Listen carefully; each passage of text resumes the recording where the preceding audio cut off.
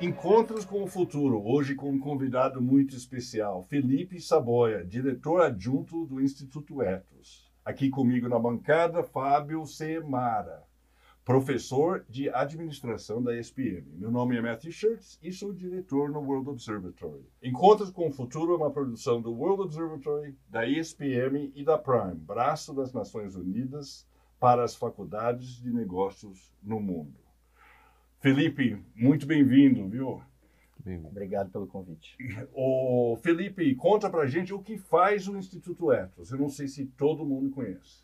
Bem, Matthews, o Ethos ele é uma organização sem fins lucrativos, criada em 1998 por um grupo de empresários à época interessados em criar uma referência para as empresas, para as pessoas no Brasil, sobre os temas de responsabilidade social e sustentabilidade. A gente está falando de 1998, ainda não havia, né, a quantidade de informação e movimentos que se tem hoje em dia. Então, o Ethos, de certa maneira, foi o precursor em criar essa referência de metodologia, de instrumentos, né, para que as empresas pudessem avançar na temática da sustentabilidade. Perfeito. E hoje, como isso mudou? Conta um pouco. Eu participei, eu vi um pouco disso, sobretudo a partir de 2010, no Planeta Sustentável da editora Abril. Então, eu tive bastante contato com o Instituto Ethos e eu gostaria de saber onde vocês estão hoje e como é que mudou ao longo desses 25 anos. Claro. A nossa missão, ela permanece a mesma, que é de mobilizar, sensibilizar e apoiar as empresas a aderirem em suas práticas aspectos da responsabilidade social e da sustentabilidade, tornando essas empresas parceiras na construção de uma sociedade mais justa e sustentável. Então, no Ethos, a gente acredita nessa dupla dimensão, digamos assim, transformar as empresas para transformar a sociedade. Hoje, o Ethos tem cerca de 460 empresas associadas, né? De diferentes portes, diferentes regiões do país, diferentes setores da economia. E o que elas têm em comum? Elas têm o objetivo e a perspectiva de melhorar nesse caminho da sustentabilidade da agenda ESG, vamos chamar assim hoje em dia, né?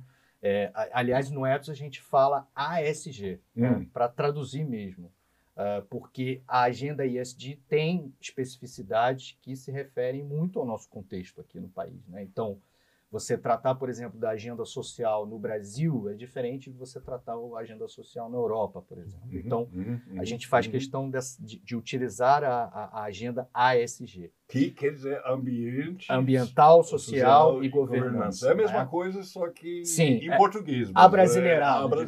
Abrasileirado não só na linguagem, mas no contexto, naquilo que é prioritário, né, para as empresas e para a sociedade brasileira. Então, o que é prioritário? Desculpe, agora você falou isso. Por exemplo, você perguntou como que a gente se organiza hoje, qual é o nosso foco. Na nossa ótica, não é possível avançar na agenda ESG se o combate às desigualdades não é prioritário. Tá. O combate às desigualdades é prioritário. Não existe negócio sustentável, negócio próspero em um ambiente desigual, né? Em uma sociedade desigual. Então, a gente tenta promover esse debate com as empresas sobre o papel delas no combate às desigualdades. É claro que o Estado tem a sua responsabilidade, isso é inegável, e a gente também trabalha nessa perspectiva de incidir sobre políticas públicas que melhorem, né, essa situação, mas a gente também coloca essa questão para as empresas. E existem diversas formas das empresas atuarem e cumprirem o seu papel no combate às desigualdades. Pode dar alguns exemplos? Desculpe. Claro. Então, se você pega hoje, por exemplo, a agenda ASG, ao investir em inclusão e diversidade, uma empresa está combatendo as desigualdades, né? O Brasil é um país bastante desigual, inclusive do ponto de vista de gênero, de raça, né? Tem alguns dados interessantes. O Ethos, ele, desde 2003, você deve conhecer, produz a principal pesquisa sobre a situação de inclusão e diversidade nas maiores empresas do Brasil, que é o perfil social, racial e de gênero das maiores empresas do Brasil. A gente fez uma série histórica e esse ano, falando sobre projetos de hoje em dia, vamos lançar na Conferência Ethos, que vai ser realizada em São Paulo, dias 17 e 18 de setembro, ou 18 e 19. Agora que 18 e 19. Então, só falar novamente isso, que a gente vai lançar o perfil na nossa conferência Ethos, que é o principal evento que a gente organiza sobre essa temática. Vamos lançar o perfil nos dias 18 e 19 de setembro. O que essa série histórica mostra? Mostra o seguinte: a situação de inclusão e diversidade nas empresas brasileiras melhora. Que bom, né? Que ótimo. De 2003 até hoje, porém, numa velocidade aquém do desejado. E a última edição que a gente fez foi em 2016. E a gente tinha um número bem interessante, que era o seguinte: se a gente mantiver o ritmo, né, da inclusão, do aumento da inclusão e da diversidade nas empresas, a gente vai demorar ainda 150 anos para ter a mesma distribuição social, de gênero e de raça que a gente tem na sociedade brasileira espelhada nas empresas. Então, a gente coloca essa questão para as empresas. Bom, quais são os gargalos? O que está pegando? Como que a gente pode acelerar esse processo? E a gente está muito ansioso para ver quais são, de fato, os números atuais de como que as empresas... Você não sabe ainda? Não sei ainda. Não quero dar spoiler, mas eu não sei ainda. Eu estava querendo um spoiler. Não. Na conferência de 18 de setembro vocês vão saber, a gente vai dar uma repercussão sobre isso, mas Sim. O ponto é, você perguntou sobre como as empresas podem combater desigualdade, por exemplo, promovendo a inclusão e diversidade nos seus espaços de trabalho. Né? Perfeito. Felipe, qual a importância das parcerias, tanto para o Instituto Ethos quanto para as empresas nesse desafio? Olha, Fábio, a gente costuma dizer que assim, o processo de transformação das empresas ele pode ser motivado em diferentes origens, né? Uma empresa ela não existe isolada da sociedade, né? Ela tem um conjunto de partes interessadas que influenciam de alguma maneira o comportamento dela. Sejam investidores, sejam acionistas, seja a sociedade em si, os consumidores, o governo, o Estado, etc. Então, esse conjunto de atores acaba influenciando o comportamento de uma empresa. Então, a gente trabalha muito com essa perspectiva em relação à transformação das empresas. E ao mesmo pode-se dizer, quando a gente está falando, segundo a nossa missão, de transformar a sociedade, né? Problemas complexos, como são esses temas que a gente atua, num país complexo como é o Brasil, exigem soluções complexas também. Não existe solução simples para esses temas e nem de um determinado ator, né? Somente as empresas vão ser capazes disso? Não, as empresas também, mas a sociedade civil precisa estar envolvida, o Estado precisa estar envolvido e a academia precisa estar envolvida. Então, para nós do Ethos, é uma premissa básica atuar em conjunto com outros atores. A gente estimula isso nas empresas, a ideia de que não se resolve nada sozinho e que parcerias com esses atores sociais é fundamental para resolver problemas complexos. Perfeito. Eu gostaria de falar, Felipe, um pouco sobre a questão ambiental mesmo. Como que evoluiu e o que vocês estão pensando hoje sobre mudança do clima, por exemplo, sobre biodiversidade? Esses temas tão presentes no Ethos, como é que vocês lidam com essas questões junto às empresas, sobretudo? Então, Matthew, você acompanha esse tema há bastante tempo e assim, primeiro é importante dizer que o Ethos olha para as questões ambientais já há bastante tempo. E a gente percebe que não é algo... Desde o começo, né? Desde o começo, praticamente. No início, era muito mais um convencimento de que isso é importante. Então. Ainda bem a gente passou dessa fase. Né? A gente passou dessa fase. Todo mundo dá de barato hoje. Isso é tem algumas exceções, tá? Mas, digamos assim, com um conjunto de empresas que a gente trabalha, não há dúvidas em relação à importância e todas elas atuam de alguma maneira.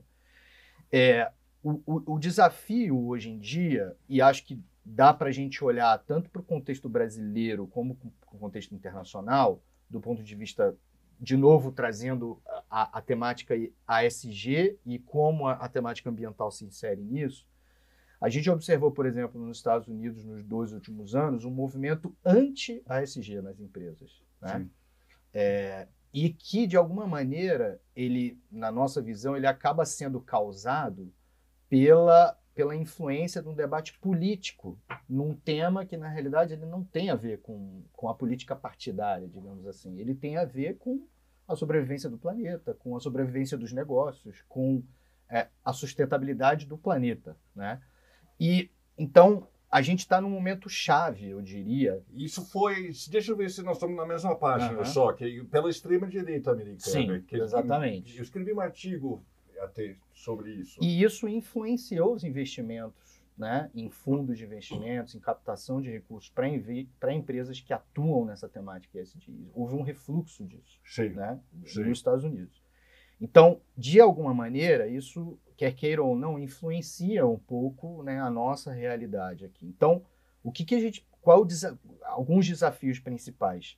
Primeiro, no campo, né, do setor privado, do setor empresarial, a garantia e a consistência de que esses temas são temas importantes e que os investidores, a grande maioria, vai continuar olhando para isso. Então, se você olhar simplesmente pelo viés do retorno financeiro, vale a pena investir nessa temática, né? Isso do ponto de vista das empresas.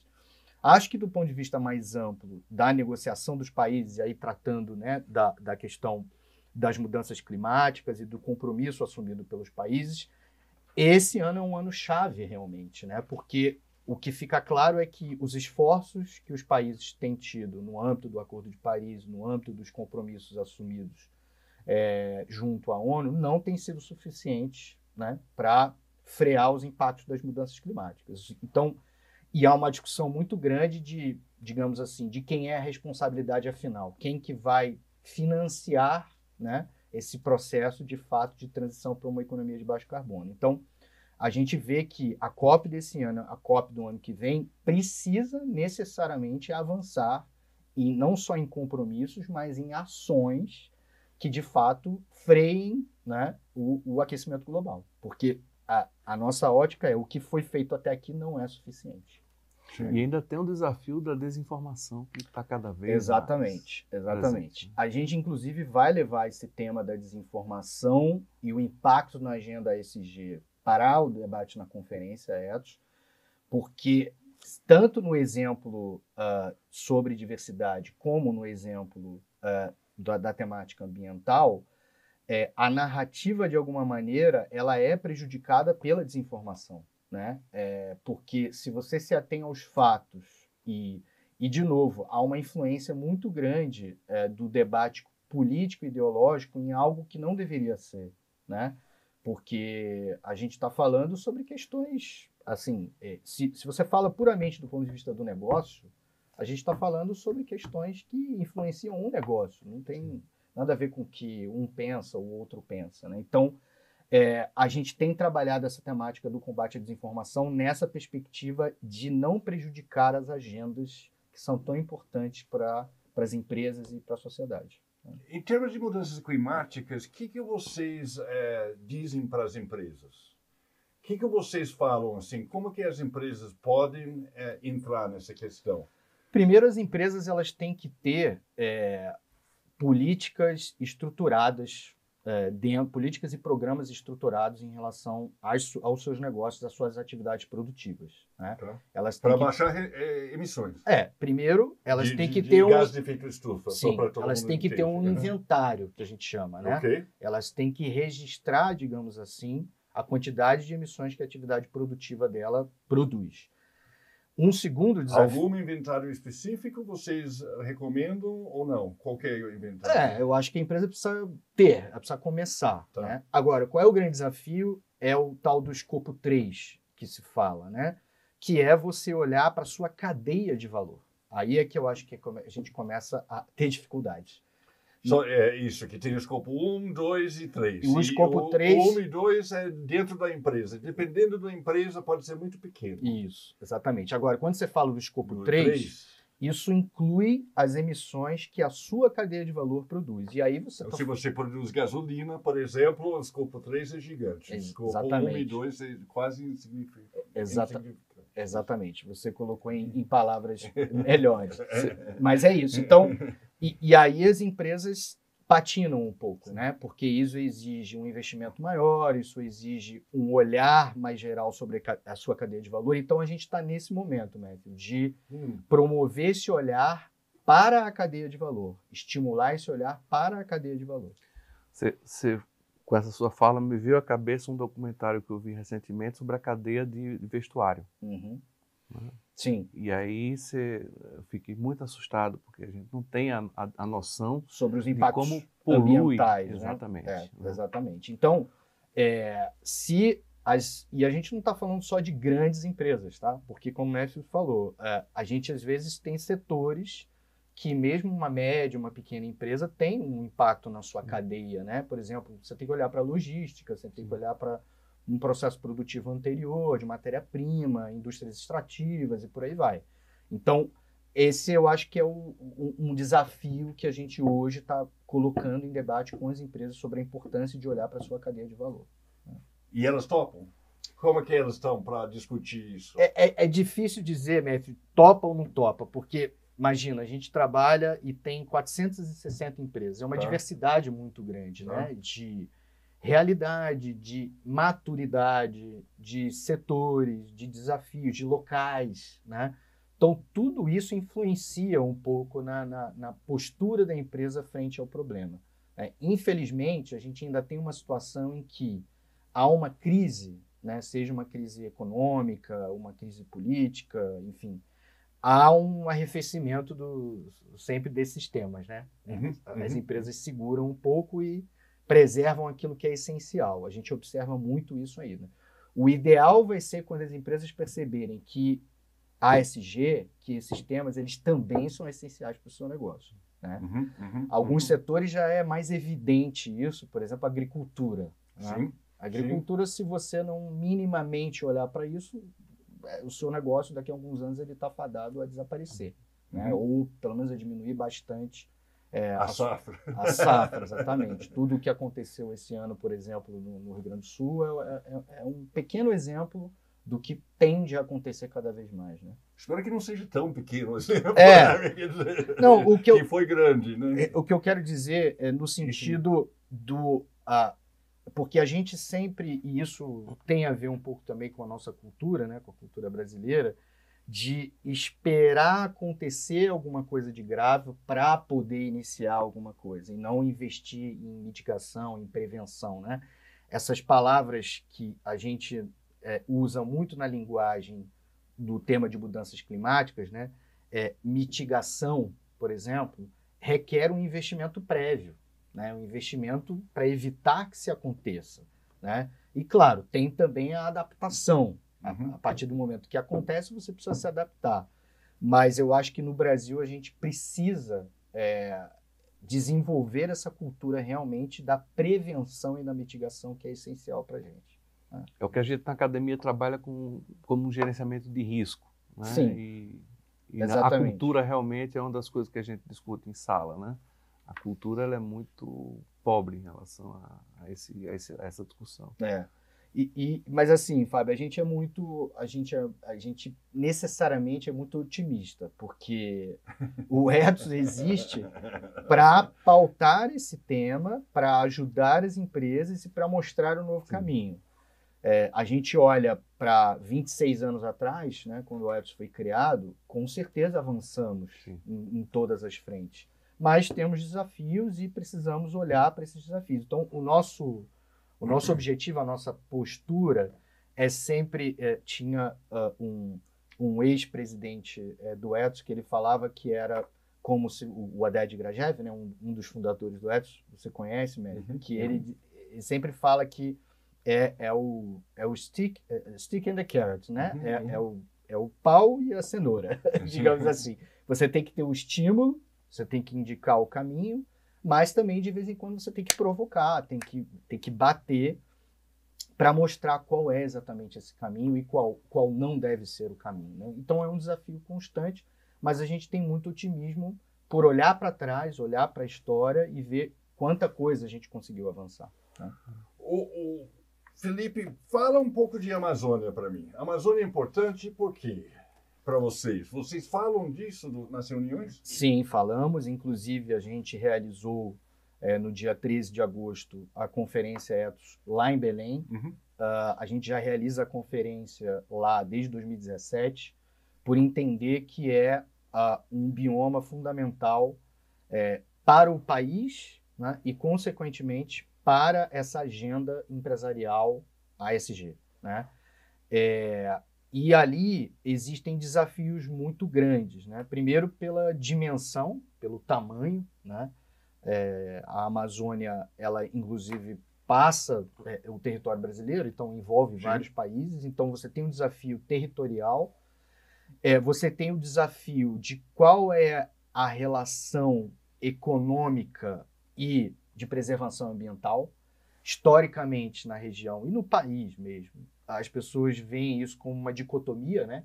Ou você tem desenvolvimento econômico ou você tem preservação ambiental. E isso é uma falácia.